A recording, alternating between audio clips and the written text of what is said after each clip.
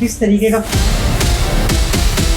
Freedom बचा है, वो कला का कोई भी वर्टिकल हो सकता है। आजकल स्टैंड अप कॉमेडी में बहुत गालियां होने लगी हैं। हाँ। कैसे हो समय रहना का चाहने वालों बच्चों की देखे भाई। मैं कह रहा हूँ कि यार लेने दो ना, आपको पसंद नहीं है आप अवॉइड करिए, आप मत देखो। मेरे बेटे से तो मैं हमेशा ये कहता हूँ कि भाई अति हर चीज की होगी है भाई लाइफ में। बस मेरा उसूल ये है, सही गलत क्या है तुम्हें दिखता है। शराब पीना सही है नहीं है, सिगरेट पीना सही है नहीं है, उसमें एक पता है आपको कि नहीं यार इसके नुकसान है। तकलीफ तब होती है जब हम लाइन क्रॉस कर देते हैं। आपकी लाइफ में कितना कैसा रोल है, कैसे देखते हैं आप? मैं क्राइम पेट्रोल को देखते रहें क्राइम पेट्रोल। जय हिंद। बहुत तवज्जो देता हूँ अपनी जिंदगी में, बिकॉज लोग मुझे मेरे नाम से जानने लगे। अनूप सोनी कौन? हाँ, क्या अच्छी कहानी होती क्या है? मुझे ऐसी कहानियां बहुत पसंद आती हैं जिनके अंदर ह्यूमन इमोशंस के कॉन्फ्लिक्ट्स होते हैं, ह्यूमन रिलेशनशिप के कॉन्फ्लिक्ट्स होते हैं। ऐसी कहानी जो एक आम जिंदगी से रिलेटेड। किस तरीके से जूही मैम से मुलाकात हुई, कैसे क्या कहानी बढ़ी? हम थिएटर साथ में कर रहे थे, मुलाकात हुई और कहीं ना कहीं शायद डेस्टिनी था और मिले। And now it's been 15 years, more than 15 years we've been married. धुरंधर देखी आपने? मैंने फर्स्ट देखी, सेकंड अभी तक नहीं देखी। कैसी लगी आप? अच्छी, मुझे ऐसा लगा कि उसके चलने के कई कारण हैं। उसके चलने के कारण ये भी हैं, मेरा मकसद क्या होना चाहिए एज एन एक्टर, चाहे मैं एंकरिंग कर रहा हूँ चाहे मैं एक्टिंग कर रहा हूँ, कि यार जो मैं कर रहा हूँ वो लोगों को पसंद आए, वो लोगों तक पहुंच जाए, कनेक्ट हो जाए। मैं अपने आप को सफल मानूंगा जब मुझे डायरेक्टर अच्छे किरदारों के लिए और ज्यादा सोचने लग जाएंगे। यार नहीं यार, he is capable, he can do this also, he can do that role also. वो मेरे लिए सफलता की चीज है। हर किसी को नहीं मिलता है यहाँ पे हर जिंदगी में, लेकिन हर किसी को हर चीज नहीं मिल सकती, ये बात फैक्ट है। तकलीफ तो वो होती है कि जब आपकी मजबूरी है कि जो आप करना ही नहीं चाहते और आपको वो करना पड़ रहा है, उसके लिए आपको हाथ पैर मारने पड़ रहे हैं क्योंकि आपको शाम को 2 रुपए कमाने हैं। तकलीफ वो है। आपकी लिस्ट में किस तरीके के राइटर्स हो? I am a big fan of short stories. ये छोटी कहानियां हो, 10 पेज की एक कहानी हो, 12 पेज की एक कहानी हो, तो मजा आता है उसमें। और मेरा बड़ा मन भी है क्योंकि, और ये मैं आज नहीं तो कल जरूर करूंगा। मैं हाय हेलो नमस्ते, कविशाला के बिग जर्नी में आप सभी का स्वागत है। एक ऐसा प्रयास है जिसमें हम ऐसी कहानियां जिनको देखकर जो स्क्रीन की दूसरी तरफ लोग हैं वो प्रोत्साहित होते हैं, और हमारा प्रयास रहता है कि अगर इन कहानियों को देखकर अगर एक व्यक्ति की जिंदगी में कुछ परिवर्तन ला पाए, कुछ रुका हुआ है, कुछ काम करना चाहते हैं, कुछ शुरुआत करना चाहते हैं, अगर इन कहानियों के जरिए उनको प्रेरणा मिलती है तो हमारा प्रयास सार्थक होगा। आज हमारी इसी प्रयास में हमारे साथ अनूप सोनी जी। सर बहुत बहुत स्वागत है कविशाला में। थैंक यू सर, पहले भी बातचीत हुई है, साहित्य की काफी बातचीत हुई आपसे। आज हम थोड़ा आपकी यात्रा के बारे में और जो आपके अनुभव हैं अभी तक की आपकी यात्रा की, उनको समझने की कोशिश करेंगे। शुरुआत करते हैं, अगर आज किसी को बताना हो, आपको आपके काम के जरिए सभी लोग जानते हैं, कुछ ऐसा जो लोग नहीं जानते हैं और आपको बताना हो कि अनूप सोनी के बारे में बताना हो, कौन है अनूप सोनी, तो आप कैसे बताएं? ऐसे सीक्वेंस में बात करें तो वैसे तो ज्यादातर लोगों को अब तक कहानी पता ही है कि भाई मैं कहाँ से आया, कैसे थिएटर शुरू किया, नेशनल स्कूल ऑफ ड्रामा गया। लेकिन चूंकि अब इतने साल हो गए इस बात को, तो अगर आप ये मुझसे पूछें कि मैं कौन हूँ, तो इतना ही मुझे समझ में आता है कि मैं काफी क्लैरिटी वाला इंसान हूँ। ये मुझे पिछले कुछ सालों में समझ में आया कि मेरे थॉट्स बहुत क्लियर है कि मैं क्या चाहता हूँ, मैं क्या नहीं चाहता हूँ। मैं अपने काम के बारे में बात और जीवन में भी जिस तरीके से आप अपने आप को कंडक्ट करते हैं एक सामाजिक तौर पर भी, उसके बारे में भी मुझे काफी क्लैरिटी अपने बारे में है कि मैं क्या कर सकता हूँ और क्या नहीं कर सकता हूँ। तो ये शायद इस जर्नी में मैंने समझा अपने बारे में। बिल्कुल। अच्छा सर, चूंकि शुरुआत करते हैं और हम आपकी यात्रा में भी जाएंगे, हर पड़ाव के बाद एक ही अनुभव के बाद, कुछ काम करने के बाद डिफाइन करना होता है कि आदमी सफल हो गया या असफल हो गया।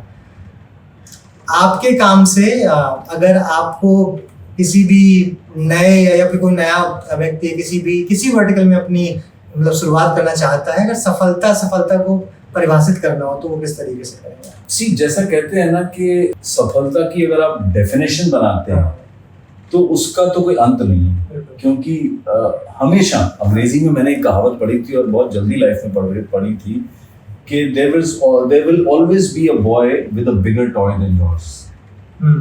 आप कितना भी बड़ा खिलौना लेकर आ जाइए, आपको इस दुनिया में कोई ना कोई ऐसा मिल ही जाएगा जिसके पास आपसे बड़ा और बेहतर खिलौना होगा। तो अगर आप अपना मापदंड ये रखेंगे अपनी सफलता का कि मेरे पास कितना बड़ा खिलौना है और जब तक मैं वो नहीं ले लेता हूँ तब तक मैं सफल नहीं मानूंगा, तो शायद आप हमेशा परेशान रहेंगे। अगर आप को आसान जिंदगी जीनी है, तसल्ली वाली जिंदगी जीनी है और थोड़ा सुकून वाली जिंदगी जीनी है, तो मुझे लगता है कि अगर आप अपने आप को सिर्फ यहाँ से देखते रहें कि मैं जहाँ से मैंने शुरुआत की थी कि वहां से मैं कितना आगे चल रहा हूँ, मैं आगे चल रहा हूँ ना, पीछे तो नहीं जा रहा हूँ ना, अगर आप उसको सफलता की सीढ़ी मानेंगे तो आप हमेशा खुश रहेंगे। क्योंकि आप ये नहीं देखेंगे कि सामने वाला कितना आगे पहुंचा है, आप ये देखेंगे कि मैं कितना आगे पहुंचा। तो अगर आपका मुकाबला दुनिया से करने जाएंगे तो फिर आप हमेशा परेशान ही रहेंगे। एक बेसिक, क्योंकि वो एक गाना है ना, वो गाना वैसे प्यार के बारे में कि हर किसी को नहीं मिलता है प्यार जिंदगी में, लेकिन हर किसी को हर चीज नहीं मिल सकती है, ये बात फैक्ट है। बिल्कुल। तो अगर आपने जीवन में ये समझ लिया कि यार सब कुछ मैं कैसे पा सकता हूँ और सब कुछ, तो आप हमेशा हमेशा अनसेटिस्फाइड रहेंगे। तो मुझे लगता है कि ये आपको तय करना है कि आपके लिए बेंचमार्क क्या है, और मुझे लगता है कोई बेंचमार्क बनाना नहीं चाहिए। क्योंकि आप कोई भी काम करते हैं, जैसे अगर मैं एक एक्टर के तौर पर बात करूं तो मैं एक्टिंग इसलिए करता हूं क्योंकि मुझे अच्छा लगता है, मुझे पसंद है। पैशन कहना है, पैशन कह लीजिए, लेकिन हाँ, this is something which I love doing it. अब उसके लिए अगर मैं बेंचमार्क तय कर लूं कि यार जब तक मैं वैसा नहीं हो जाऊंगा तब तक तो मैं नहीं अपने आप को सफल मानूंगा, तो मेरे लिए सफलता यही है यार कि मैं जहां था, जहां से मैंने शुरुआत की, आज मैं कहाँ हूँ, मैं कहाँ पहुंचा हूँ, मेरे काम को लेकर लोग मुझे कैसे देखते हैं, क्या मुझे एक अच्छा एक्टर माना जाता है या नहीं माना जाता। अगर नहीं माना जाता है तो मैं उस पर और मेहनत करूँ। तो मेरे लिए तो सफलता का ये बेंचमार्क है। अगर आप ये मान के चलें कि भाई मेरे पास एक बेसिक चीजें तो आ रही हैं यार, मैं अपनी क्राफ्ट लोगों तक पहुंचा पा रहा हूँ, मेरा काम लोग पसंद कर रहे हैं, मुझे उस काम के बदले में पैसे भी दे रहे हैं, तो आई थिंक आप सफल हैं। बिल्कुल। मुझे तो एक बहुत अच्छी बात है कि जो आज है वो बीते हुए कल से बेहतर हो और उसमें उसका ग्राफ थोड़ा बढ़ता रहे। 1% और 10% वो तो समय के साथ नहीं, मैं तो ये कहता हूँ कि आप मुझे, अगर मैं अपने आप को सफल मानूंगा जब मुझे डायरेक्टर अच्छे किरदारों के लिए और ज्यादा सोचने लग जाएंगे। यार नहीं यार, he is capable, he can do this also, he can do that role also, वो मेरे लिए सफलता की सीढ़ी है, वो मेरे लिए सफलता का बेंचमार्क। अच्छा, एक चीज और है कि आपने किरदारों की बात की, मैं अभी कुछ दिन पहले कहीं पे पढ़ रहा था, कोई क्लिप देखा मैंने कि जब कोई प्रोजेक्ट आता है, प्रोजेक्ट बनने में जब किरदार उसके फिट हो जाते हैं, किरदार डिसाइड हो जाते हैं, उन किरदारों पे किसको रखना है वो पहले बजट डिफाइन होता है, फिर बजट के बेसिस पे वो किरदार चुने जाते हैं। क्योंकि हर व्यक्ति हर किरदार पे फिट नहीं हो सकता है, कि कोई आर्टिस्टिक है तो उसके लिए कुछ फिक्स लोग हैं कि उन्हीं के साथ ही कर सकते हैं। क्या प्रोसेस होता है, अगर कुछ आप बता पाएं किस तरीके से? ये भी कोई फिक्स प्रोसेस नहीं, कोई फिक्स प्रोसेस नहीं। मेरे ख्याल से ये डिपेंड करता है, जो लोग मेकर्स हैं वो शायद कहीं ना कहीं इस प्रोजेक्ट की वायबिलिटी तो जरूर देखते हैं। जैसे भाई देखिए, सिंपल सा मैं आपको एक एग्जांपल देता हूँ कि अगर एक कहानी है, वो कहानी में अगर आपने सलमान खान को हीरो ले लिया तो सारी इकोनॉमिक्स चेंज हो जाएगी। अगर आपने राजकुमार राव को ले लिया तो इकोनॉमिक्स चेंज हो जाएगी। अगर आपने अनूप सोनी को ले लिया तो इकोनॉमिक्स चेंज हो जाएगी। तो आई थिंक वो कहीं ना कहीं मेकर्स का कोई फिक्स रूल नहीं होता, वो प्रोजेक्ट की वायबिलिटी क्या है, वो कहानी किस तरीके की कहानी है कि उसके अंदर हमें बहुत बड़ा सुपरस्टार चाहिए या नहीं चाहिए, या हमें एक आम व्यक्ति भी चलेगा, कोई नया एक्टर भी चलेगा। कई बार आपकी रिक्वायरमेंट ये भी होती है कि नहीं यार ये कहानी है, लेकिन इस कहानी में ना हमें लीड रोल में तो नया इंसान चाहिए, नया व्यक्ति चाहिए, है ना। तो जैसे अभी मैं वैसे उस दिन किसी दोस्त के साथ डिस्कशन ऐसे ही हो रहा था कि जब स्कैम बना था तो शायद स्कैम बनाते वक्त उनका क्लैरिटी थी कि हमें हर्षद मेहता के रोल के लिए कोई ऐसा एक्टर चाहिए जो ज्यादा एक्सपोज ना हो, जिसके बारे में ज्यादा लोग ना जानते हों, या जानते भी हैं तो मतलब ऐसा नहीं कि मतलब एक इमेज उसकी सेट है। वो एक ऐसा एक्टर चाहते थे जिसकी कोई ऐसी फिक्स्ड इमेज ना हो। तो शायद प्रतीक गांधी दिमाग में आए। तो ये डिपेंड करता है film maker to film maker. अच्छा, मुंबई में आपको काफी वक्त हो गया, तो कैसे देखते हैं मुंबई, कैसे डिफाइन करते हैं, कैसा है मुंबई? आई थिंक मुझे ऐसा लगता है कि मुंबई जो है वो एक तो आपकी कर्मभूमि तो है ही है, और मुंबई रिवॉर्ड करती है। ये शहर सबको अपनाता है मेरे ख्याल से। सिर्फ ना कि फिल्म इंडस्ट्री में, और जो दूसरी इंडस्ट्रीज हैं उसमें भी लोग ऐसे बहुत हैं जो बाहर से आए हैं और उन्होंने अपना बिजनेस भी सेटअप किया है, नौकरियां करने आए हैं लोग बड़े बड़े शहर, दूसरे शहरों से मुंबई शहर में। तो बम्बई जल्दी आपको अपना लेता है और आप भी जल्दी अब बम्बई में घुल मिल जाते हैं। तो मुझे तो 30 साल हो गए शहर में। बिल्कुल। अच्छा, मुंबई में चूंकि आप मतलब आर्टिस्ट और मतलब एक्टर हैं, अगर थिएटर की बात करें या फिर साहित्य की बात करें, किसी भी तरीके की एक्टिंग में मतलब कितना हेल्पफुल रहता है, कितना आपका सहायक होता है? जब भी कोई किरदार आप गढ़ रहे होते हैं, उसकी तैयारी कर रहे होते हैं, साहित्य का कितना इंपॉर्टेंट रोल होता है इन चीजों में? मुझे ऐसा लगता है साहित्य के अलावा रीडिंग की बहुत इंपॉर्टेंस है, क्योंकि एक एक्टर के तौर पर जितनी इंफॉर्मेशन आपके पास है, चाहे वो साहित्य की हो, चाहे वो जीवन की हो, चाहे वो आपके आसपास घटित हो रही चीजों की हो, चाहे पॉलिटिक्स की हो, चाहे करंट अफेयर्स की हो, चाहे दुनिया की हो, समाज की हो, वो सारी इंफॉर्मेशन मुझे लगता है एक्टर को हेल्प करती है एक किरदार को बनाने में। और वो इंफॉर्मेशन जरूरी नहीं है कि वो आज हेल्प करे कि भाई अभी मैं जो, लेकिन वो कभी भी हेल्प कर सकती है। तो मैं लिटरेचर से ज्यादा ये कहूंगा कि पढ़ना, इंफॉर्मेटिव नॉलेज होना, वो एक एक्टर के तौर पर आपको बहुत हेल्पफुल होता है। डेफिनेटली आप किताबें पढ़ें, आप सिनेमा देखें, आप दूसरे एक्टर्स का काम देखें, आप दुनिया में चल क्या रहा है उसके बारे में देखें, आप हिंदुस्तानी एक्टर्स को भी देखें और विदेशी एक्टर्स को भी देखें। उसके अलावा आप अंग्रेजी का लिटरेचर भी पढ़ें, आप अपना हिंदी का लिटरेचर भी पढ़ें, आप उर्दू का लिटरेचर भी पढ़ें, उन राइटर्स के बारे में थोड़ी जानकारी लें। वो भी एक अलग किस्म के इंसान होते हैं जो मुझे लगता है कि थोड़े से तो विरले होते हैं, जो लोग जिनके पास लिखने की कला होती है, जिनके पास चाहे कविताएं लिखने की कला होती है, कहानियां लिखने की कला होती है, वो थोड़े मुझे ऐसा लगता है दुनिया से अलग होते हैं। जैसे कभी लड़ाई चलती रहती है, मैं कल भी एक शूट में था, तो वहाँ पे एक ओटीटी का और टीवी का डिफरेंस स्टार्ट हो गया, एक डिस्कशन शुरू हो गया है, किसने किसको मतलब किसका लॉस हुआ, ओटीटी का लॉस हुआ टीवी से, टीवी का लॉस हुआ ओटीटी से, आप कैसे देखते हैं? मैं ये मानता हूँ किसी का लॉस नहीं होता। एंटरटेनमेंट इंडस्ट्री में मैं अगर कोई एनालॉजी देना चाहूँ तो मैं इसको फैशन की एनालॉजी, कि कभी भैया चौड़े पहुंचे वाली पैंट बहुत हिट थी, फिर 10 साल गायब हो जाती है, फिर 15 साल बाद फिर वो वापस आ जाती है, फिर पता लगा नहीं जी नैरो बॉटम वाली पैंट ज्यादा टाइट है, फिर पता लगता है कि नहीं थोड़ी हाई एंकल से हाई वाली जो पैंट्स हैं वो ज्यादा अच्छी हैं, हाई कॉलर वाले शर्ट, तो वो फैशन रिपीट होता रहता है। उसी तरीके से आर्ट में भी क्या है कि टेलीविजन कभी इतना बड़ा नहीं था, लेकिन टेलीविजन बहुत बड़ा बना। सिनेमा हमेशा से बड़ा रहा, लेकिन आज ओटीटी की पावर और सिनेमा की पावर जो है वो कंपेयर उसमें भी होता है कि यार नहीं यार ओटीटी के एक्टर्स जो हैं वो बहुत बेहतरीन है फिल्मों। तो ये एक साइकिल है, ये एक डिबेट है, लॉस किसी का नहीं हो रहा, क्योंकि देखिए एक्टर्स जो हैं वो तो तीनों मीडियम्स में काम करते रहेंगे, थिएटर में भी काम करते रहेंगे। मैं थिएटर को इससे अलग रखता हूँ, मैं स्क्रीन के काम को और थिएटर के काम को अलग रखता हूँ, क्योंकि मुझे लगता है कि थिएटर अलग है। थिएटर कभी लॉस और प्रॉफिट पे डिपेंडेंट नहीं है।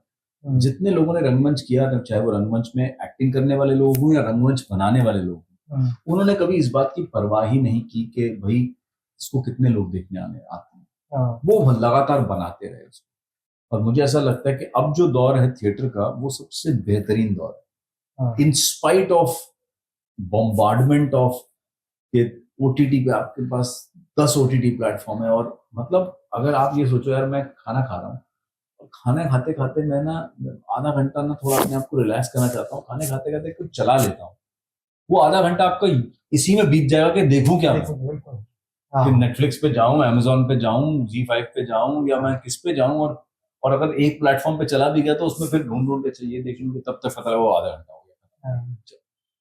तो इतनी सारी भीड़ के बावजूद थिएटर जो है आज बहुत बेहतर कर रहे हैं, लोग नाटक देखने आ रहे हैं, लोग नाटक पसंद करने आ रहे हैं। हमेशा से जो लाइव आर्ट की वैल्यू है ना वो पहले भी थी, पहले शायद थोड़ा उसके लिए दाम कम देते थे लोग, लेकिन आज की डेट में उसके लिए पे करने को भी तैयार है। तो लाइव आर्ट की जो वैल्यू है वो ताउम्र रहेगी, ता जिंदगी रहेगी, चाहे कोई एआई आ जाए चाहे कोई आ जाए। बिल्कुल, जैसे कविताओं में कविशाला में देखते हैं कि वो एक किसी की भी आ जाने से कविताओं का एक लाइव सुनना, उनको मतलब किसी आर्टिस्ट के थ्रू, किसी पोएट के थ्रू, एक टीवी में देखना या पढ़ना, उसको एक दोनों अलग हैं। पढ़ने वाले भी ऑडियंस अलग है और आप देख सीधा साधा एग्जांपल है स्टैंड अप कॉमेडी। हाँ। आप चाहे तो यूट्यूब पे उनके सारे स्टैंड अप के वालों के जो ठीक है थोड़े दिनों में आ ही जाते हैं ना, देख लेते हैं ना, बिल्कुल, हाँ। लेकिन एक स्टैंड अप कॉमेडियन को भी लोग, जो स्टैंड अप आर्टिस्ट है, मैं कॉमेडियन नहीं कहना चाहूंगा, वो स्टैंड अप आर्टिस्ट, हाँ। उसको भी लोग देखने के लिए टिकट खरीद कर जाते हैं, और देश में भी जा रहे हैं, विदेशों में भी जा रहे हैं। तो इसका मतलब कहीं ना कहीं लोगों ने, शायद मैंने तो ये भी देखा है कि कई लोगों ने उनको यूट्यूब पे देखा हुआ है उनका वो एक्ट, और वो पुराना भी कुछ कर रहे हैं और कुछ नया भी सुना रहे हैं, लेकिन लाइव देखने जाना चाहते हैं। तो लाइव आर्ट की इज्जत और जो वैल्यू है वो हमेशा रहेगी। थोड़ा अगर इसको ऐसे पूछे, आपने कलाओं का जिक्र किया, स्टैंड अप का जिक्र किया, अभी 2-3 केस हुए हैं भारत में कि एक तो समय रहना का, कुणाल कमला का, बहुत सारी चीजें हुई। किस तरीके का फ्रीडम बचा है? वो कला का कोई भी वर्टिकल हो सकता है, वो जरूरी नहीं कि स्टैंड अप कॉमेडी या स्टैंड अप आर्टिस्ट का कोई शो हो, कविताएं हो, फिल्मों को कहने का जरिया हो। क्या खुल के मतलब आपने तो दर्शकों देखे हैं, क्या जैसे पहले कहानियां कही जाती थी उसी तरीके से कही जा रही हैं, इसी तरीके से कॉम्प्रोमाइजेस हो रहे हैं अभी कहानी को कहने में? जी, मेरा ये मानना है कि किसी भी आर्ट में आपको ये डिसाइड करना है कि मैं क्या देखना चाहता हूँ। आपको सबको जो जैसे बनाना चाहता है उसको बनाने की इजाजत होनी चाहिए। देखने वाले को जज करने दो, देखने वाले को डिसाइड करने दो, वो अपने आप रिजेक्ट कर देगा। जैसे कोई मुझसे पूछता है कि अरे आजकल स्टैंड अप कॉमेडी में बहुत गालियां होने लग गई हैं, तो स्टैंड अप आर्टिस्ट जो है वो गालियों का सहारा लेते हैं कॉमेडी को कहने के लिए। मैं कह रहा हूं कि यार लेने दो ना, आपको पसंद नहीं है आप अवॉइड कर लो, आप मत देखो। अगर कोई एक बड़ा तबका को पसंद नहीं है ये चीज, क्योंकि मुझे लगता है किसी भी समाज को अगर हम रोकने की कोशिश करते हैं ना कि ये मत देखो और वो मत देखो, वो लॉन्ग रन के लिए अच्छा नहीं होता।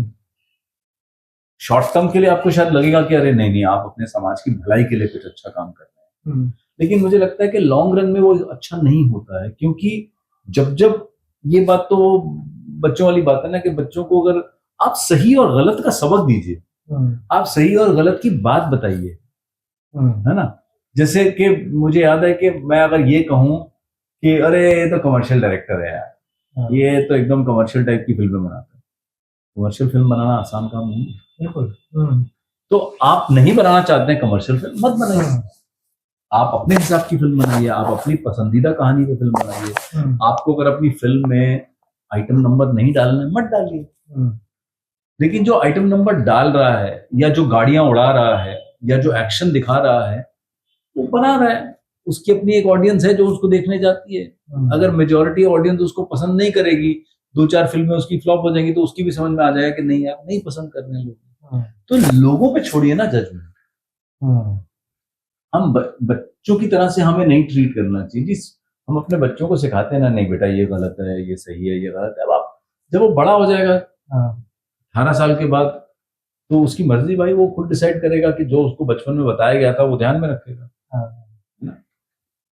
तो मैं जैसे मेरे बेटे से तो मैं हमेशा ये कहता हूँ कि भाई अति हर चीज की बुरी है भाई लाइफ में, बस मेरा उसूल ये है। जिंदगी में मैं नहीं चाहता हूँ सही गलत क्या है तुम्हें दिखता है। शराब पीना सही है नहीं है, सिगरेट पीना सही है नहीं है, झूठ बोलना सही है नहीं है, चोरी करना सही है या नहीं है, उसमें एक पता है आपको कि नहीं यार इसके नुकसान है, ठीक है। लेकिन ठीक है भाई, अगर समाज के अंदर जो है आप लोग ड्रिंक करते हैं, तो वो ड्रिंक करने वाले लोग बुरे थोड़ी हो जाते हैं। तकलीफ तब होती है जब हम लाइन क्रॉस कर देते हैं। जब हम कहते हैं कि ओ माय गॉड ये तो यार सारा दिन ये शराबी पीता रहता है। तो मैं उस तरीके से इसको डील करता हूँ कि यार अति मत करो किसी चीज की। एक्सट्रीम मुझे लगता है हर चीज का बुरा है, चाहे विचारों का भी क्यों ना हो। कोई है डायरेक्टर या फिल्म बनाने वाले बॉलीवुड में जो अति कर रहे हैं आपके साथ? नहीं, मैं कह रहा हूँ कि किसी भी का हो सकता है, वो इस तरह का अति वो कोई भी करे, लेकिन मुझे लगता है कि लोग ना ऑडियंस बहुत समझदार है। देखिए मैं आपको एक बात बताता हूँ, ऑडियंस अपनी चीजें चूज कर देती है। जनता जो है ना, मैं बताऊं आपको, बोलती कम है कई बार, लेकिन वो अपनी चीजें चूज करती है। आप कोई भी प्रोग्राम भी देखिए ना, अच्छी चीज हमेशा अप्रिशिएट हो ही जाती है बिल्कुल। ना। अभी जब एक 12th फेल आई थी, अब हाँ। उसके अंदर कोई स्टार नहीं था, लेकिन लोगों को कनेक्ट कर गई वो फिल्म। और लोगों ने उस फिल्म को बहुत पॉपुलर किया, उस फिल्म को जाके देखने गए। अब लेकिन आपके पास और भी तरह की 50 फिल्में हैं जिनको लोग, तो मुझे लगता है ऑडियंस की चॉइस को ना एकदम नेगेट नहीं करना चाहिए, देखने दो उनको। बिल्कुल, मुझे लगता है कि वो भी अगर कोई जो कोविड टाइम पे शायद आप उसमें थे, वो भुवन बाम ने बनाया था वो ढिंढोरा करके, ढिंढोरा। वो भी मतलब एक नए तरीके से उनका भी शायद पहला प्रोजेक्ट रहा होगा जिसमें वो ऐसा उन्होंने किया, लोगों को पसंद आया उस टाइम पे वो। अच्छा, आपका जब नाम आता है तो सबसे पहले लोगों के दिमाग में क्राइम पेट्रोल आता है, या क्राइम पेट्रोल आता है तो सबसे पहले दिमाग में लोगों का आपका इमेज आता है? जैसे हम लोगों ने मतलब किसी से बोला कि आपके साथ बातचीत करना, अच्छा वो क्राइम पेट्रोल, तुरंत वो हिट कर जाता है। आपकी लाइफ में कितना कैसा रोल है, कैसे देखते हैं आप क्राइम पेट्रोल? बिल्कुल, बहुत इंपॉर्टेंट हिस्सा है मेरी जर्नी का, बहुत इंपॉर्टेंट हिस्सा है। जहां तक नाम याद आने का सवाल है, उसका बड़ा सिंपल सा कारण है कि हम एक ऐसी इंडस्ट्री में है जहां पे आपका जो लेटेस्ट सक्सेस बेंचमार्क होता है ना, वो ही आपको याद रहता है। कि आप ये नहीं कहते कि भाई अरे उसमें 50 काम और किए हैं, लोगों ने देखे भी होंगे, पता भी होंगे। जब तक क्राइम पेट्रोल शुरू नहीं हुआ था, उस वक्त मेरा एक टेलीविजन शो था जो बहुत पॉपुलर था, बालिका वधू। तो लोग बोलते थे अरे वो बालिका वधू वाला एक्टर। फिर उसके बाद जब क्राइम पेट्रोल पॉपुलर हो गया तो क्राइम पेट्रोल। लेकिन हर प्रोजेक्ट जो आप करते हैं एज एन एक्टर, वो आपकी जर्नी का इंपॉर्टेंट हिस्सा होता है। और मैं क्राइम पेट्रोल को बहुत तवज्जो देता हूँ अपनी जिंदगी में, बिकॉज कहीं ना कहीं लोग मुझे मेरे नाम से जानने लगे कि अनूप सोनी कौन है, किरदार के नाम से नहीं जानने लगे। क्राइम पेट्रोल ने मुझे अपनी अपनी खुद की पहचान भी दी। और मेरे लिए वो एक प्रोजेक्ट था एज एन एक्टर, लेकिन मुझे अच्छा लगा। मैंने उसके अंदर उतनी ही शिद्दत से काम किया जितनी शिद्दत से मैं किसी एक्टिंग के असाइनमेंट पे काम करता, चाहे वो मेरे लिए एंकरिंग थी। लेकिन मेरा मकसद क्या होना चाहिए एज एन एक्टर, चाहे मैं एंकरिंग कर रहा हूँ चाहे मैं एक्टिंग कर रहा हूँ, कि यार जो मैं कर रहा हूँ वो लोगों को पसंद आया, वो लोगों तक पहुंच जाए, कनेक्ट हो जाए लोगों से। एंड आई एम हैप्पी कि वो कनेक्ट हुआ। अभी मुझे लगता है कि जो जैसे आपने बोला कि सिंपल सा कोई प्लेयर होता है या क्रिकेट टीम है, बहुत सारे मैचेस खेलती है, लेकिन वो डिफाइन होता है कि वर्ल्ड कप जीत गई तो बहुत हाइप पे होता है, वर्ल्ड कप हार गई तो बहुत ज्यादा डिग्रेड होता है। मुझे लगता है कि हाँ, कुछ प्रोजेक्ट्स ऐसे होते हैं जो सफलता में से सक्सेस 100% नहीं हो सकती किसी भी वर्टिकल में, किसी भी एरिया में। आप किस तरीके से कहानियों को पिक करते हैं? क्या आपका किस तरीके से क्या कहानियों में होना चाहिए, क्या वो मसाले हैं जो उसमें होने चाहिए एज एन एक्टर? हाँ जी। मेरे लिए बहुत इंपॉर्टेंट है कि मैं जो भी प्रोजेक्ट कर रहा हूँ, मैं उसमें क्या कर रहा हूँ, और मैं जो कहानी कहने जा रहा हूँ उसमें मेरी रिक्वायरमेंट क्या है।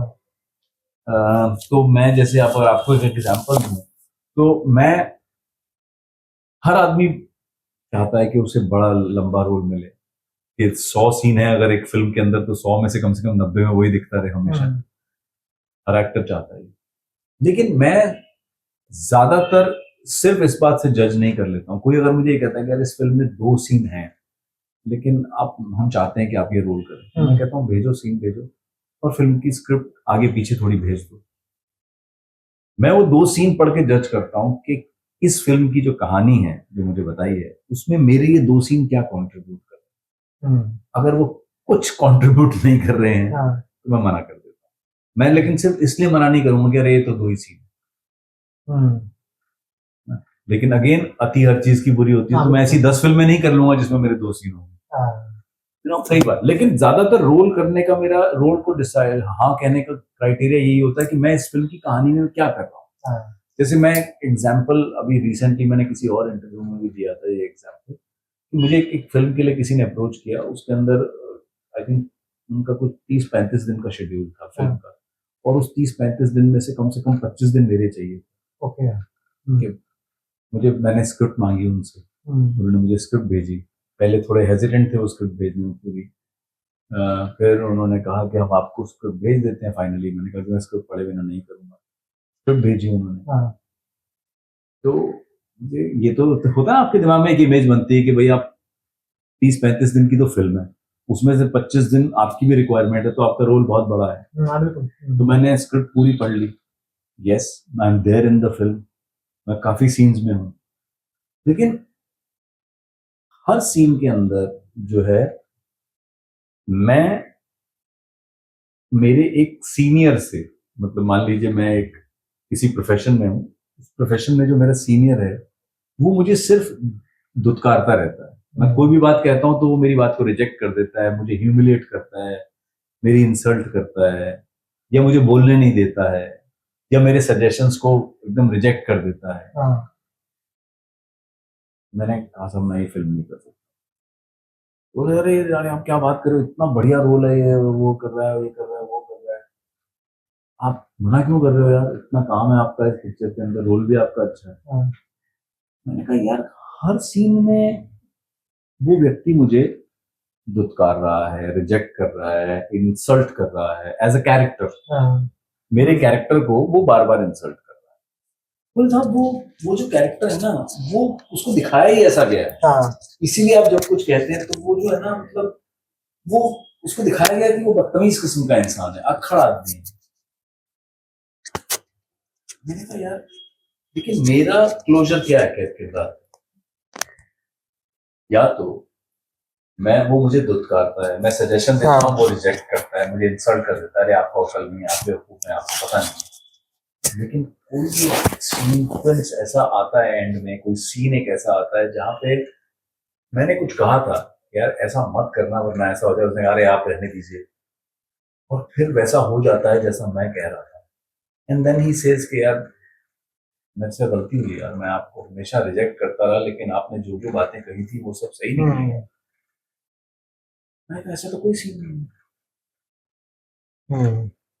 तो मुझे उसको समझाना पड़ा कि मेरे दोस्त रोल लंबा है, 25 दिन की मेरी शूटिंग है, लेकिन मैं उसके किरदार को एनहांस करने के लिए कि देखो ये कितना बदतमीज इंसान है, देखो ये कितना अक्खड़ इंसान है, उसके कैरेक्टर को जस्टिफाई करने के लिए मैं कोई रोल नहीं कर सकता जब तक मेरे किरदार का कोई क्लोजर नहीं है। आप समझ रहे हैं मैं क्या? बिल्कुल बिल्कुल। भाई मेरा किरदार आपके किरदार को मतलब जस्टिफाई कर, आपके किरदार की एक कैरेक्टरिस्टिक को जस्टिफाई करने के लिए थोड़ी मैं कोई रोल करूँ। मेरे किरदार के साथ क्या हो रहा है ये भी तो बहुत इंपॉर्टेंट है। और सिनेमा में आपकी पोजीशनिंग एज एन एक्टर वैसे ही बनती है कि आपके किरदार की इंपॉर्टेंस क्या है कहानी में। मैं आपको एज सिंपल एक दूसरी भाषा में समझाता हूँ। मान लीजिए एक सीन हम शूट कर रहे हैं जिसके अंदर 3 लोग खड़े हैं, एक आदमी बोल रहा है, 2 लोग चुपचाप सुन रहे हैं, ठीक है। अब जो एक आदमी बोल रहा है और जो 2 लोग सुन रहे हैं, उनके बीच में उन दोनों की रिएक्शंस भी जाएंगे। हाँ बिल्कुल। अब 2 लोग सुन रहे हैं, उसमें से एक आदमी का बीच बीच में क्लोजअप लगता रहता है, रिएक्शन लगता है, दूसरे वाले का सिर्फ 10 में से 2 बार लगता है। तो कौन इंपॉर्टेंट ज्यादा होगा? जिसका ज्यादा रिएक्शन लग रहा है। यानी कि कैमरा जिसको ज्यादा दिखाएगा, इसका मतलब ये नहीं कि ज्यादा फ्रेम में कौन दिख रहा है, जिसकी भावनाओं पे इस सिचुएशन का क्या असर पड़ रहा है, इसका मतलब। और आप चाहते हैं कि ऑडियंस देखे कि यार ये आदमी जो बोल रहा था इन बातों का इस पे क्या असर हुआ है। तो अगर आपके इमोशन कहानी में, सीन में इन्वॉल्वमेंट है तो आपका किरदार बनता है। तो अगर मेरे पास कोई ये कह देता ना कि उस सीन में एंड में सर एक क्लोजर होता है सर, वो आता है आपके पास और कहता है सर मेरे से बहुत गलती हो गई यार, मैंने आपके एक्सपीरियंस का फायदा नहीं उठाया, आप मुझे बार बार ये कहते रहते थे और मैं बार बार आपकी इंसल्ट कर देता था, आपके हर आइडिया को मैंने रिजेक्ट कर दिया, शायद मैंने आपकी बात अगर ढंग से सुन ली होती तो भाई मेरे किरदार की कुछ तो एक ग्राफ बनता है ना, पूरा क्लोजर होता है। तो ये मेरा क्राइटेरिया है, चाहे मैं 2 सीन करूं या 4 सीन करूं, मैं उस कहानी में क्या कंट्रीब्यूट कर रहा हूं वो मेरे लिए ज्यादा है। बिल्कुल। अच्छा, किरदार का जिक्र किया आपने, तो मैं भी परसों में बैठा था तो एक जिक्र चला, काफी सीनियर एक्टर थे और आपके मित्र राजेश जी वो बैठे हुए थे, कुछ आपस में बातचीत चल रही थी, तो जो दूसरे में थे तो उन्होंने कुछ डायलॉग बोला है, कुछ एक्शन कुछ किया, तो सामने से किसी ने बोला अच्छा इस तरह की कोई प्रोजेक्ट आने वाला है। तो मैं थोड़ा इससे ये समझना चाहता हूँ कि जब आपको कोई किरदार मिलता है, जब किरदार की तैयारी कर रहे होते हैं आप, क्योंकि जो दूसरी तरफ पर्दे की दूसरी तरफ जो लोग स्क्रीन दूसरी तरफ बैठे हुए हैं उनको समझ में नहीं आता कि कैसे फिल्में बनती हैं, कैसे कैरेक्टर्स किरदार तैयार होते हैं, तो उन किरदारों पे रहते हैं आप कुछ दिनों तक, उस किरदार की तैयारी कैसे? मुझे नहीं लगता कि आज की डेट में लोगों को नहीं पता। मेरे ख्याल से आज की डेट में हर इंसान को पता है कि फिल्में कैसे बनती, क्योंकि मोबाइल ने और सोशल मीडिया ने हर इंसान को एक तरह का डायरेक्टर बनाता है। हाँ आप किसी से पूछ लीजिए, 16 15 साल के बच्चे एडिटिंग जानते हैं फोन पे, कैसे एडिटिंग करनी है, कैसे शॉर्ट्स लेने, ये सब जानते हाँ उनको पता है। 90% बच्चे, मैं ये कह सकता हूँ आपको। तो ऐसा नहीं है। हाँ, जहां तक इन डेप्थ डिटेलिंग का सवाल है, एक एक्टर के तौर पर तो यार वो तो एक जर्नी है यार। वो तो आप जब आप एक एक्टर बनते हैं, आप किस तरह के एक्टर बनना चाहते हैं, आपने क्या सीखा है, क्या ग्रैस्प किया है, तो सीखते सीखते आप किरदार को समझते हैं। लेकिन मेरे साथ ऐसा नहीं होता है कि मैं किरदारों के साथ बहुत दिनों तक जीता रहता हूं, ऐसा नहीं होता। मैं थोड़ा switch on switch off type का एक्टर हूँ। तांडव को कैसे देखते हैं? तांडव आपका एक वेब सीरीज आया था, जी जी जी, काफी दिन तक ब्लॉक रहा, शायद वापस से आ गया है या नहीं आया, मुझे पता नहीं। वापस से रिलीज हो गया, कुछ दिन के लिए हटा। अच्छा, ओटीटी के साथ मुझे लगा कुछ दिन न्यूज थी कि वो हटा दिया गया है। नहीं, हमेशा से। अच्छा, जिस कुछ सीन से आपत्ति थी कुछ लोगों को, जो भी लीगल कुछ इश्यूज थे, शायद उनको रिमूव किया हो गया, लेकिन शो तो हमेशा से था प्लेटफॉर्म। हाँ, ओटीटी में शायद वो आपका ओटीटी के थ्रू उसके अलावा कुछ और तांडव जैसा कुछ देखने को मिलेगा आगे।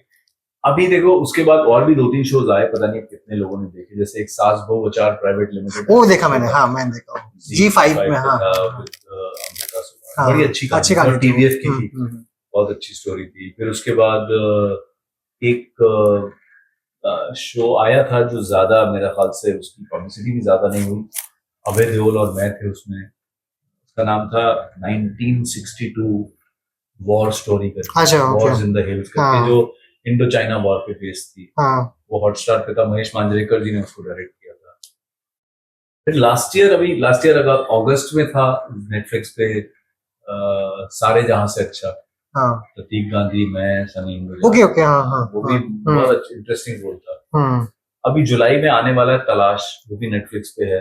बहुत इंटरेस्टिंग रोल है मेरे लिए। फिर इसी साल अगस्त में एक फिल्म आ जाएगी जिसका नाम है वन, जो अगेन टीवीएफ और बालाजी का कोलैबोरेशन है। उसके अलावा हार्दिक मेहता करके एक डायरेक्टर है, अगर आप, उन्होंने कामयाब फिल्म बनाई थी, फिर एक नेटफ्लिक्स की सीरीज बनाई थी दी कपल्ड, दृश्यम से शायद वो कनेक्टेड थे पहले। कामयाब भी संजय मिश्रा वाली थे। कामयाब से। तो हार्दिक ने एक सीरीज डायरेक्ट की जिसमें वरुण सोपती, मैं, तरनजीत, हसलीन और भी एक्टर्स हैं। उसका नाम है इकट्ठे, वो भी शूट हो चुकी है। ऐसे 3-4 प्रोजेक्ट्स हैं। ओके, अच्छा, हम कविताओं पे अंदर नहीं जाएंगे डिटेलिंग में। अगर आपको कुछ कवि या फिर कुछ लेखक पिक करते हैं, या जब आप थिएटर में, एक्टिंग में पढ़ रहे होते हैं उनके बारे में, तो किन राइटर्स को पिक करते हैं? जैसे प्रेमचंद सबकी टू डू में होता है कि प्रेमचंद को मस्त पढ़ते ही पढ़ते हैं, सबको कहानियां पसंद है। आपकी लिस्ट में किस तरीके के राइटर्स होते हैं? मतलब मैं लंबे नॉवेल्स नहीं पढ़ पाता हूँ कई बार, मतलब अब नहीं पढ़ पाता, पहले तो वो भी पढ़ता था, लेकिन अभी मुझे लगता है मैं I am a big fan of short stories. कि छोटी कहानियां हो, 10 पेज की एक कहानी हो, 12 पेज की एक कहानी हो, तो मजा आता है उसको पढ़ने में। और मेरा बड़ा मन भी है, क्योंकि और ये मैं आज नहीं तो कल जरूर करूंगा, मैं शो बनाना चाहता हूँ कहानियों पे। मुझे ऐसा लगता है कि पढ़ने के साथ साथ अगर हमने, मतलब वो कहीं ना कहीं लोगों को अपील करेगा किसी भी इरा में, कि आप एक बार में एक कहानी दिखाएं, उसको ड्रामेटाइज करें, और उस कहानी को आप एक्टर्स के साथ शूट करें, और वो कहानी खत्म हो जाए। उसका कोई ऑनगोइंग सीरीज नहीं है, लेकिन हर, मान लीजिए अगर वो हफ्ते में एक बार आता है, हर हफ्ते ऑडियंस को एक कहानी सुनने को मिलती है। वो हिंदी लिटरेचर से हो सकती है, अंग्रेजी लिटरेचर से हो सकती है, किसी और भाषा से हो सकती है, किसी राज्य की कोई फोकलोर हो सकती है, लेकिन कहानी, मुझे लगता है वो मैं एक बार एज अ प्रोड्यूसर उसको बनाना चाहूंगा। कोई और बनाना चाहे वो भी बना ले, लेकिन मैं जरूर बनाना चाहूंगा एक बार अपने तरीके। बिल्कुल। अच्छा, आपने कहानियों का जिक्र किया, आपने बताया कि आप किस तरीके से कहानी पे करते हैं, लेकिन अगर क्या होती क्या है अच्छी कहानी? वो जरूरी नहीं आप हिस्सा हो उसके, लेकिन कहानियों को जब देखते हैं, आप कहानियों का एक शो बनाते हैं, तो क्या अच्छी कहानी होती क्या है? किस तरह आपके लिए क्या होती है अच्छी कहानी? जैसे अभी सिनेमा में लोग एक्शन फिल्में बनाते हैं, हॉरर फिल्में बनाते हैं, साइंस फिक्शन बनाते हैं, ड्रामा बनाते हैं। तो मैं एज एन एक्टर तो हर फिल्म में काम करूंगा अगर मेरा रोल अच्छा है, चाहे वो साइंस फिक्शन हो, चाहे वो एक्शन फिल्म बिल्कुल, हो, किसी भी तरह का हॉरर फिल्म हो, मैं तो हर तरह की फिल्म में काम करना चाहूंगा, प्रोवाइडेड कि मुझे अपना रोल पसंद। हाँ हाँ लेकिन अगर मुझे चॉइस दी जाए तो मेरी फर्स्ट प्रेफरेंस होगी ड्रामा। हाँ। मुझे ऐसी कहानियां बहुत पसंद आती है, ये मैं अपनी पर्सनल चॉइस बता रहा हूँ, जिनके अंदर ह्यूमन इमोशंस के कॉन्फ्लिक्ट्स होते हैं, ह्यूमन रिलेशनशिप के कॉन्फ्लिक्ट्स होते हैं, वो मुझे कहीं ना कहीं बहुत अट्रैक्ट करती है। तो अगर मैं कहानियां भी लूं तो मुझे ऐसा लगता है कि मुझे अच्छी कहानी वो लगती है जो दिल को छूने वाली हो। अब दिल को छूने वाली का मतलब ये नहीं है कि हमेशा से दुख भरी कहानी हो या दिल को छू गई या रुला गई या मतलब ऐसी कहानी जो एक आम जिंदगी से related, maybe very simple story but it has to be human emotion से कुछ जुड़ी हुई हो। कुछ फिल्मों में कोई ऐसी कहानी जो आपके साथ अभी तक रह गई हो? बहुत सारी होंगी लेकिन बहुत सारी हैं। जैसे मैं हमेशा कहता हूँ, मुझे तमाशा बहुत पसंद आई थी, बहुत ज्यादा पसंद।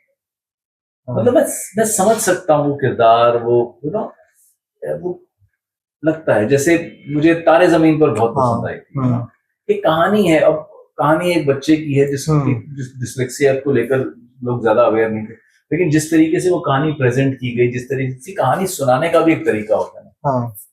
अभी ऐसा कहते हैं, मुझे नहीं पता ये सच है नहीं है, पर ऐसा कहते हैं कि पूरी दुनिया के अंदर सिर्फ 36 प्लॉट है, 36 प्लॉट्स हैं जिसके आसपास जो है हम कहानियां करते हैं।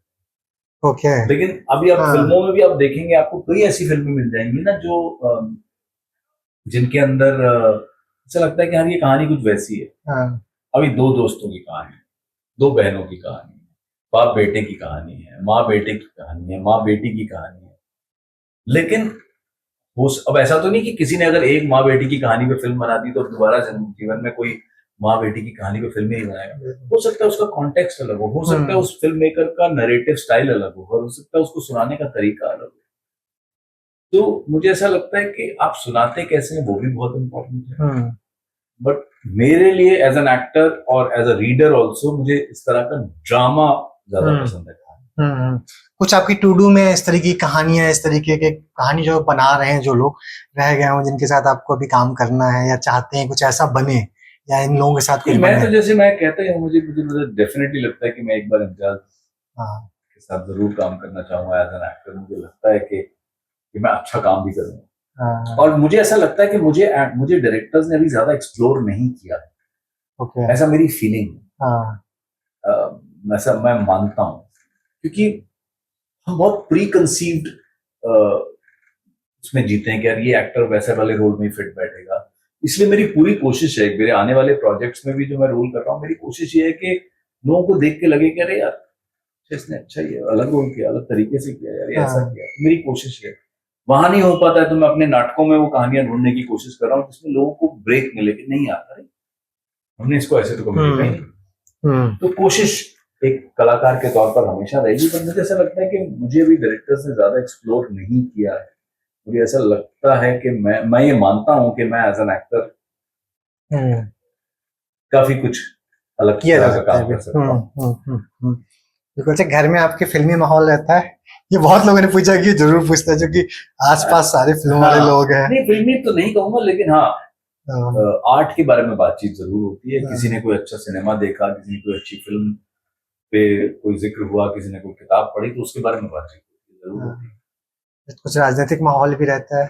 नहीं उतना खास, लेकिन हाँ ये जरूर था, जैसे मेरी वाइफ भी थिएटर करती है, तो वो कई शो करके आई, उनको लगा कि यार इस शो में थिएटर का ये मजा होता है ना कि एक आज शो हुआ, एक कल शो हुआ, उसमें भी अंतर होता है। तो ये डिस्कशन कि यार आज वाला शो ये बहुत, उसमें ये चीज बहुत वर्क कर गई, ऑडियंस ने पता नहीं कैसे इस चीज को एकदम समझ लिया और अच्छे सही जगह पे रिएक्ट किया। तो ये बातचीत तो जरूर होती है काम को लेकर। अच्छा, मैं इसमें डिटेल में मैंने मतलब पढ़ा भी नहीं है, और मैं चाहता था कि आपसे बहुत ओपन बातचीत हो। मैं जितना जानता हूँ आपके बारे में, नॉर्मली क्वेश्चन से क्वेश्चन पूछने की कोशिश करूँ। किस तरीके से जूही मैम से मुलाकात हुई, कैसे क्या कहानी बढ़ी? मतलब हम थिएटर साथ में कर रहे थे, मुलाकात हुई, और कुछ चीजें मैं हमेशा कहता हूँ ना कि कुछ चीजें ना शायद आपकी जिंदगी में होनी होती है। मैं इस बात पे तो बहुत बिलीव करता हूँ कि कहीं ना कहीं कोई तो डेस्टिनी होती है। मुझे नहीं पता उसकी डेफिनेशन क्या, और मैं कभी जिंदगी में डेस्टिनी पे डिपेंडेंट भी नहीं रहा। मतलब मैं उस तरह का इंसान नहीं हूँ कि अरे मेरे भाग्य में होगा तो मुझे मिल ही जाएगा। हाँ, मैं उस पे हाथ धर के नहीं बैठ रहा। मुझे अगर जिंदगी में कुछ काम करने हैं तो वो मैं करता रहूंगा। बाकी जो डेस्टिनी है वो अपना काम करेगी ना। हाँ बिल्कुल। मैं सिर्फ डेस्टिनी के भरोसे हूँ। कहते हैं ना कि डेस्टिनी भी उन्हीं लोगों की मदद करती है जो खुद की मदद करते हैं। हाँ, तो मैं उस तरह का बिलीफ नहीं रखता हूँ कि अरे अरे मेरी किस्मत में होगा तो हो ही जाएगा यार। हाँ, मैं कोशिश करता रहूंगा। तो उसी तरीके से मुझे लगता है कि शायद मेरा और जूही का मिलना भी जो है वो कहीं ना कहीं शायद डेस्टिनी था और हम मिले। And now it's been 15 years, more than 15 years we've been married. अच्छा, एक चीज और मुझे लगता है कॉमेडी भी शायद आर्यन आपको कॉमेडी करते हैं शायद, है ना? कविताएं भी कुछ ना कुछ होती रहती हैं, थिएटर भी है, फिल्में भी हैं, कुछ मिसिंग है आर्टिस्टिक उससे जो नहीं हो रहा है आप करना चाहते हैं? नहीं, ऐसा कुछ नहीं है। मैं बस इंडिविजुअली एज एन एक्टर ये कह सकता हूँ कि हाँ यार मैं जेन्युइनली आई फील कि मुझे थोड़े और इन डेप्थ वाले रोल करने हैं। मतलब जहाँ थोड़ा लोग मुझे और कुरेदे अंदर से एज एन एक्टर, और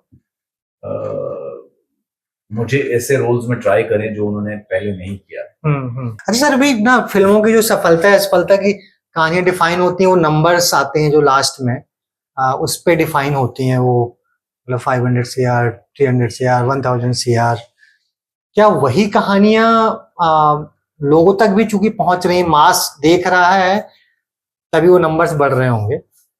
तो ये सच वास्तविक जो सफलता है, मतलब आपके हिसाब से, आपके अनुभवों के हिसाब से, किसी फिल्म की या किसी भी प्रोजेक्ट की इस तरीके की, या कुछ और होता है जो इनका जो जिससे सफलता डिफाइन होती है? नहीं, मुझे लगता है कि देखो सिनेमा बिजनेस तो है, फ्री में तो बनती नहीं है। बिल्कुल। चाहे आप एक छोटी सी फिल्म बनाएं, अगर आप ये पॉडकास्ट भी शूट कर रहे हैं, ये बातचीत शूट कर रहे हैं, इसके लिए भी पैसे खर्च हो रहे हैं, फ्री में तो हो नहीं रहा। तो हर चीज के पीछे नंबर्स तो होते ही, और अगर वो नंबर्स का रिजल्ट भी मिल जाए तो उससे बड़ी बात क्या हो सकती है। लेकिन अच्छी, जैसे मैं कहता हूं कि जरूरी नहीं होता है कि कोई अगर एक्टर सक्सेसफुल है तो वो बहुत बेहतरीन एक्टर है, और ये भी जरूरी नहीं है कि अगर कोई एक्टर सक्सेसफुल नहीं है तो इसका मतलब वो खराब एक्टर है। ऐसा भी नहीं है। तो सफलता का टैलेंट से कोई कनेक्शन नहीं है, क्योंकि सफलता किसी भी चीज में मास पे डिपेंड करती है। समझ रहे हैं? अगर कोई किसी होटल की दाल सबसे ज्यादा फेमस हो गई और वहां लोग रोज जा रहे हैं वो दाल खाने के लिए, अरे यहाँ की दाल बहुत बढ़िया है, और आप कहते हैं कि यार मुझे नहीं अच्छा लगती यार दाल, मुझे नहीं लगी अच्छी यार, मैंने खाई थी लेकिन मुझे नहीं अच्छी लगी। अब इसका मतलब ये नहीं कि आपको पता ही नहीं है दाल का स्वाद क्या होता है। ऐसा मेरा मानना है। जैसे अब हमारे यहाँ एक जूहू में एक रेस्टोरेंट है, बेने डोसा, जिसके बाहर आप चले जाइए, आप वीकेंड्स पे जाएंगे तो सुबह 7 बजे लाइन लगी होती है। आप वीकडे पे जाएंगे तो दोपहर शाम लाइन लगी होती है, लोग धूप में खड़े रहते हैं। आप लाइन लगे रहते हैं 40-40 मिनट, 45-45 मिनट। और जहां तक मैं तो कभी गया नहीं उस रेस्टोरेंट में, लेकिन अंदर जाने पर ये भी है कि अंदर भी सिर्फ सीनियर सिटीजन के लिए बैठने की जगह है। आपको अंदर खाना भी खड़े होते हैं। तो मैं सोचता हूँ कि भाई ऐसी क्या बात है उसके अंदर कि जिसके लिए लोग 40-40 मिनट खड़े होने को भी तैयार है। लेकिन हो सकता है कि मैं जाऊं और मुझे ना पसंद आए। बिल्कुल। क्योंकि मैं कुछ लोगों को जानता हूं जिनको कोई लगता है कि नहीं यार ठीक है, लेकिन इसीलिए मैं कहता हूं कि सफलता का कनेक्शन नहीं, सफलता है। क्योंकि वो मास, जितने ज्यादा लोग उस चीज को कंज्यूम करेंगे वो नंबर्स उसके उतने बढ़ेंगे। बट ये बड़ा इंडिविजुअल परसेप्शन। नंबर, अब जिसने यार 100 करोड़ की पिक्चर बनाई है वो तो चाहेगा ही नहीं कि 200 करोड़ कमाऊं मैं, क्यों ना, है ना? वो बिजनेस है और मैं तो चाहता हूं कि वो कमाए, क्योंकि अगर वो कमाएगा तभी वो नेक्स्ट फिल्म बनाएगा, है ना? और ऐसे बहुत सारे फिल्म मेकर्स को मैं जानता हूं जो हर तरह की फिल्में बनाते हैं। वो उनको लगता है यार कि इस फिल्म से मैंने 200 करोड़ कमाए तो चलो इसमें से 20 करोड़ वाली में 4 छोटी फिल्में भी बनाऊंगा। तो वो भी बहुत अच्छी बात है। धुरंधर देखी आपने? मैंने फर्स्ट देखी, सेकंड अभी तक नहीं देखी। कैसी लगी आपको? अच्छी। मुझे ऐसा लगा कि उसके चलने के कई कारण हैं। उसके चलने के कारण ये भी हैं कि फिल्म, सी देखो, आदित्य धर का मैं पहले भी काम देख चुका हूँ, और मुझे लगता है कि वो बहुत अच्छे और बहुत समझदार डायरेक्टर हैं, उनको पता है जब एक सिनेमा में एक आदमी आता है बड़ी स्क्रीन पे कुछ देखने के लिए, उसको बड़ा ड्रामा बिल्ड करना उनको आता है किसी भी कहानी का, और वो ड्रामा बिल्ड करने में और उसको एग्जीक्यूट करने में कामयाब रहे। इनफैक्ट मैं तो उनके साथ एक फिल्म करने वाला था, अब मुझे लगता है चूंकि नाउ उनकी जिस तरह से सफलता उनकी फिल्मों को मिल रही है, शायद वो फिल्म बना पाए, क्योंकि वो फिल्म उस वक्त बहुत ज्यादा बड़े बजट की फिल्म थी। उसका नाम था इमॉर्टल अश्वत्थामा। ओके। और विकी कौशल उसमें लीड रोल में थे। तो उसके अंदर वो, जहां तक मुझे उन्होंने बताया था कि काफी पोर्शन जो है वो फ्यूचरिस्टिक उसमें है। Okay okay. और कुछ पोर्शन जो है वो रियल महाभारत का भी है, क्योंकि अश्वत्थामा की बात हो रही है। तो मैं उसमें युधिष्ठिर का रोल कर रहा था, जो महाभारत का। और काफी मतलब आगे तक बात चली गई थी हम लोगों की, जिसे कहते हैं ना, एक सर्टन लुक वो चाहते थे जिसके लिए फिजिकल प्रिपरेशन भी शुरू हो गया था। ओके। और फिर उसके बाद वो फिल्म नहीं बन पाई, लेकिन मुझे ऐसा सुनने में आया कि वो फिल्म वो कहानी बड़ी तो इंटरेस्टिंग से लगी है, उनके अंदर वो काबिलियत है। लेकिन उन्होंने उसके अलावा भी और फिल्में बनाई हैं जो जो जिस तरीके से वो मतलब मुझे लगता है कि वो एक ऐसे फिल्म मेकर हैं जो कम पैसों में भी एक अच्छी कहानी सुनाने का एक तरीका होता है। हाँ, वो इम्पोर्टेंट है। पब्लिक को क्या कनेक्ट कर जाता है वो तो जनता ही जानती है। अच्छा, मुझे लगता है कि आप जगहों को और खानों को एक्सप्लोर करने में, मतलब मुझे ऐसा लगता है, हो सकता है मैं गलत हूँ, क्योंकि जैसे अभी आपने मुझे कैफे का जिक्र किया, एक दिल्ली में आपने एक चाय वाले जो किताबें बेचते हैं उनसे कनेक्ट किया था कि इनसे बातचीत जरूर करना, फिर हमने की थी बाद में। तो आपको खाने की बात करें, कुछ फिक्स्ड मेन्यू से चल जाता है या एक्सप्लोर करना है, कुछ नया ट्राई करना, नया कुछ खोजना? बिल्कुल, मैं एक ही तरह का खाना रोज खा सकता हूँ। मुझे बिल्कुल ऐसा कोई शौक नहीं है, मतलब हाँ ऐसा नहीं है, कुछ तो आपके टेस्ट बर्ड्स होते हैं, लेकिन मैंने एक्सप्लोर किया बहुत लेट लाइफ में कि मेरे जो टेस्ट बर्ड्स हैं वो शरीर के लिए अच्छे नहीं है। अब मुझे छोले भटूरे पसंद है, मुझे कुलचे छोले पसंद है, जितनी भी तली हुई चीजें मुझे पसंद है, लेकिन उनको ना कहने के लिए मुझे बहुत मेहनत करनी पड़ी, उन पर काबू पाने के लिए मुझे काफी मेहनत करनी पड़ी। और जहां तक वैसे खाने का सवाल है, मुझे ये नहीं होता कि अरे वहां का नॉनवेज बहुत अच्छा है या वहां की दाल बहुत बेहतरीन है। मैं गया वहां पे, और अगर कोई ऐसी जगह है और अगर वो मेरे कंफर्ट जोन में मैं जा पाऊंगा वहां पे, तो मैं चला जाऊंगा। आउट ऑफ द वे जाके मैं वहां नहीं जाऊंगा। मतलब जैसे मैंने कई एक्टर्स को देखा है, उनका एक दिन का शूट है किसी शहर के अंदर, तो उनका ये भी होता है, यार एक ही दिन है, कल मुझे वापस भी जाना, लेकिन मुझे ना वहां का खाना खा के आना है। मैं उतनी भागा दौड़ी जद्दोजहद नहीं करूंगा शायद। हाँ, अगर मेरे पास 3 दिन है और 3 दिन की शूटिंग में पता लगा 1 दिन का गैप भी आ रहा है, या किसी दिन जल्दी पैकअप हो गया है और मैं उस शहर में हूँ और उस शहर की कोई फेमस जगह है, तो मैं जरूर वहां पर जाऊँ। मैं जरूर चाहूंगा कि यार उसको एक्सप्लोर किया जाए। तो मुझे ये अच्छा लगता है कि किसी शहर में जाकर वहां की जो पॉपुलर चीजें हैं उनको एक बार विजिट जरूर करना है। लेकिन ऐसा नहीं कि मतलब मैं उसके लिए पागल हो जाऊंगा। वो उसी मेरे शेड्यूल के दायरे में अगर फिट हो जाएगा तो मैं जरूर करूंगा। अभी तक आपने जो शहर एक्सप्लोर करा, कौन सा? जैसे अब सबसे ज्यादा तो मैं ये हिमाचल में, मैं अभी पिछले साल शूटिंग कर रहा था, जो सीरीज जिसकी मैं बात कर रहा हूँ, वो लंबा शेड्यूल था, 37-40 डेज के आसपास तलाश का, करीबन 37-40 दिन का हमारा शेड्यूल था। अब ऐसा तो नहीं था कि 40 दिन रोज शूटिंग होती थी। कई बार ऐसा हुआ कि एक आध दिन बारिश हो गई, नहीं हो पाया। किसी दिन ऐसा था कि 2 दिन शूटिंग थी, फिर बीच में 1-2 दिन का गैप था। आप एक बड़ा रोल कर रहे हैं अगर किसी सीरीज के अंदर, तो आपको एक लंबा चंक में आप रोल में, तो मैंने बहुत एक्सप्लोर किया उसे। चहल के आसपास के इलाकों को, कुफरी उफरी आधा 1 घंटे की ड्राइव करके चले गए, और चहल एक बड़ी छोटी शांत जगह है, वहां के छोटे मोटे ढाबे एक्सप्लोर कर लिए जहाँ एकदम घर का खाना मिलता है, बहुत मशहूर है। मुझे बाद में पता चला कि भाई, मैं सोच रहा था मैंने उसको ढूंढा है, बाद में पता चला उसका नाम था सोनीदा ढाबा। बाद में पता चला कि भाई वो तो वैसे ही दिल्ली चंडीगढ़ से लोग आते हैं वहां पे। उनका छोटा सा एक रेस्टोरेंट जिसमें बेंच लगे हुए हैं, वहीं पे गरा उनका मेन्यू फिक्स्ड होता है और अनलिमिटेड है। ओके, फिक्स्ड प्राइस है उनका। मान लीजिए उनका प्राइस है 700 रुपए। अब आज का मेन्यू में 2 दालें हैं, 3 सब्जियां हैं, 1 मीठा है, रोटी है, ये। अब वो आता जाएगा, आप खाते जाइए जितना आपको खाना है, कोई लिमिट नहीं है उस पर, लेकिन उसका प्राइस फिक्स है। बहुत भीड़ होती है, बैठने की जगह नहीं मिलती वहां। मैं यही बोल रहा था कि आप एक्सप्लोर करते, बताइए। आप एक्सप्लोर ये जरूर करता हूं। मतलब मेरे कहने का मतलब ये कि मैं आउट ऑफ द वे जाके नहीं करता हूँ चीजें, अगर मेरे वो दायरे में खाने की जहां तक बात है। लेकिन ये जरूर है कि जिस शहर में मैं हूँ मेरी कोशिश ये रहती है, तो चहल में किसी ने बता रहे वहां का एक शिव मंदिर है जो इंसान एक आदमी है उसने खुद बनाया अपनी जमीन पे अपने हाथों से, वो भी बहुत पॉपुलर है, वहां हम गए पैदल चल के। ओके। फिर एक काली माता का मंदिर है वहां पे जो बहुत ज्यादा ऊंचाई पे है। तो ये सारी चीजें उस शहर की मैं एक्सप्लोर जरूर करता हूँ, चाहे वो देखने वाली जगहें हों या वो खाने वाली जगह। लखनऊ एक्सप्लोर किया आपने? लखनऊ तो बहुत शूट किया है, तो बहुत शूट। रोहित शर्मा जी की चाय और कुछ हाँ, टिक्की बड़ा फेमस रहता है वहाँ का। कभी राजनीतिक एक तरफ आपका राजनीतिक माहौल रहता है, कभी प्लान है कभी कुछ फ्यूचर? मुझे लगता है मेरे से होगा नहीं, मतलब कहीं होता है ना, you are not fit for it. मैं नहीं हूँ फिट उसके लिए, मुझे क्योंकि मेरे को एक्टिंग से कुछ ज्यादा ही प्यार है। मैं आपका स्टेटस भी देखा था, मैं स्टार्टिंग बोलने वाला स्टेटस भी देखा कहीं मैंने कि प्रोफेशन है इसलिए मेरा ये मुझे पसंद है इसलिए मेरा प्रोफेशन है, कुछ ऐसा। मैंने लिखा था कि acting is my profession and passion both. हाँ, नाइस स्टेटस।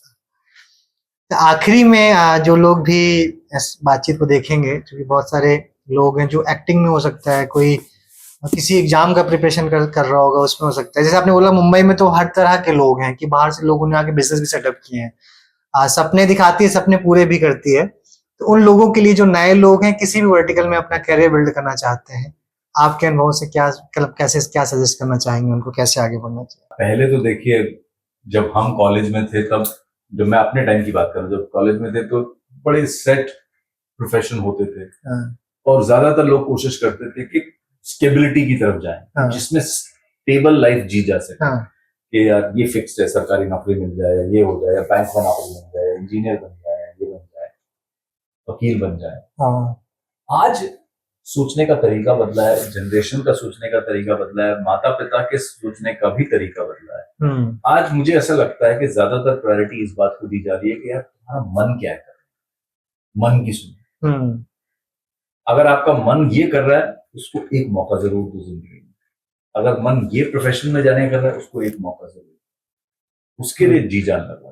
तो मैं यही कहूंगा कि आप जो करना चाहते हैं उसमें भी कई बार वक्त लग जाता है ये चूज करने में कि मेरा मन किस करना क्या है, कोई बात नहीं, लेकिन जब आपको ये मिल जाए ना तब क्या होता है, मेहनत आसान हो जाती है। जैसे मैं सच बात बताऊं आपको, मुझे एज एन एक्टर हर पॉडकास्ट में, जैसे आप लोग होता है ना, कई आप सुनेंगे कि अरे मैंने बड़े बुरे दिन देखे, मैंने ये देखे, मुझे ऐसा लगता है कि जरूर हो, मैं ये नहीं कह रहा हूं कि वो गलत कह रहे हैं, लेकिन मैं ये कह रहा हूं कि अगर आपने वो तकलीफ झेली है तो आपने वो उस काम के लिए तकलीफ झेली है जो आप करने आए हो।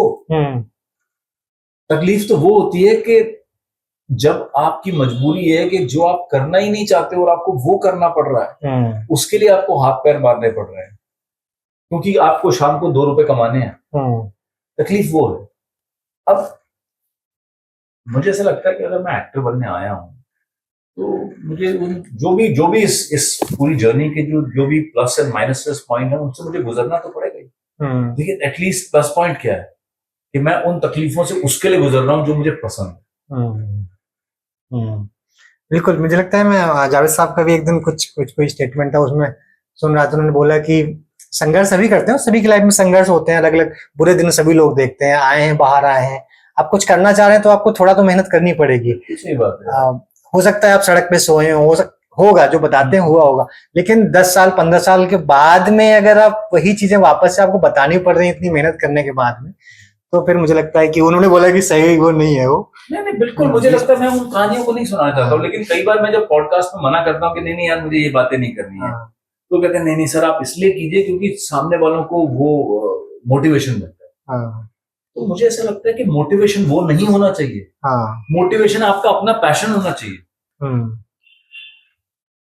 अभी कोई आदमी अगर ये कह रहे और पता है घर का बहुत दिक्कत है, मुंबई में मैं एक्टर बनने आया हूँ, मैं एक कमरे में 10-10 लोगों के साथ रहता हूँ, भाई है दिक्कत, मकान महंगे हैं यहाँ पे, वो स्ट्रगल नहीं है। है ना? बल्कि आप जब कमा लेंगे, अच्छे घर में रहेंगे, तब आप पीछे मुड़ के उसको स्माइल करके देखिए। इनफैक्ट हम अपने दोस्तों के साथ बातें करते हैं, हमने भी वो सब किया है कि भाई इतने ही पैसे हैं, दिन भर का खर्चा इसी में निकलना चाहिए। लेकिन मुझे आज तक याद है, और ये आप हमारे जितने भी कॉमन फ्रेंड्स हैं, कुछ को तो आप जानते हैं, आप किसी से भी पूछ लीजिए, हर आदमी ये कहेगा कि मुझे कोई ऐसा दिन याद नहीं है जिस दिन हम दुखी हों। पता नहीं वो दिन ऐसे अलग थे कि हमने बड़े, रोज हम मजाक करते थे, मस्ती में हमने दिन गुजारे थे। ऐसा भी जोक होता था, अरे मेरी डेट प्रॉब्लम चल रही है यार, मैं कैसे करूं एडजस्ट। बोला मेरी भी डेट प्रॉब्लम चल रही है। बोले क्या हो गया? बोले डेट प्रॉब्लम चल रही है यार, सारी डेटें खानी है यार। वो है यार, तो मतलब जो आप कह रहे हैं बात सही है, कितना आप, लेकिन आप अपने उस काम के लिए आप लगे हो। अब आप सब कुछ तो नहीं मिल सकता यार प्लेट में रख के आप, और वो कभी भी नहीं मिलेगा। आज आपको ओटीटी में बड़ा रोल चाहिए तो फिर आपको फिल्म में हीरो बनना है, फिर फिल्म में हीरो बनना तो आप चाहते हैं चले भी, लेकिन ये तो हर बड़े स्टार के साथ होता है भाई। फिल्में बनती भी हैं, अगर आपको हीरो बन भी जाते हो तो उसकी स्ट्रगल अलग है, क्योंकि जब आप हीरो बन जाते हैं तो फिर आप जिंदगी भर हीरो बने रहना चाहते हैं। आप चाहते हैं कि मेरी हर फ्राइडे को जो पिक्चर रिलीज हो वो सुपर डुपर हिट हो जाए, वो नहीं हो सकता। तो आप संघर्ष को देखते कैसे हैं, उसका नजरिया बहुत जरूरी है। आप क्या डिसाइड करते हैं? बिल्कुल, मुझे लगता है जो लोग भी देखेंगे कुछ ना कुछ सीखेंगे, और अब जो जहाँ पे भी रुके आगे बढ़ेंगे। वो आखिरी में किन और दो लोगों को आप जो हमारी बातचीत है कविशाला के अंदर एक जर्नीज की, उनको सुनना चाहते हैं। बहुत लोग हैं यार, दोस्तों के तो नाम इसलिए नहीं ले सकता हूँ क्योंकि उनकी तो सुन चुका हूँ सारी कहानियां। लेकिन बहुत लोग हैं, मतलब जिन एक्टर्स को शायद मैं कभी नहीं जानता हूँ, उनसे नहीं मिला हूं। लेकिन आजकल यार इतने पॉडकास्ट हो रहे हैं, ज्यादातर सभी एक्टर्स को सुन चुके हैं। तो मतलब ऐसा कोई टू डू लिस्ट में अभी तो दिमाग में नाम नहीं आ रहा कि यार इसका कुछ कहानी सुनना चाहता हूँ। अभी ना आप कोई पोएट्री पढ़ेंगे?